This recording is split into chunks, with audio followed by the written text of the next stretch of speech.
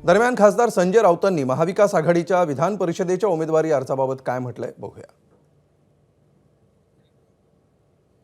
सगळ्यांचा मिळून इतर लोकांनी याद्या जाहीर केल्या, ठीक आहे, आमचा एक उमेदवार आहे, उद्या अर्ज भरायचा आहे, उद्या 11 वाजता आपल्याला कळेल कोण अर्ज भरत आहे।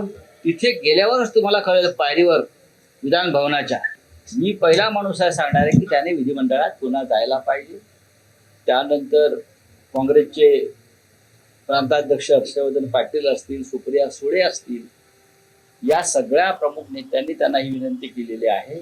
माननीय उद्धव ठाकरे यांनी विधिमंडळात जाऊन महाविकास आघाडीचं नेतृत्व करावं अशी भूमिका सगळ्यांची आहे। तर त्याच्यावरती आज आम्ही पाहू।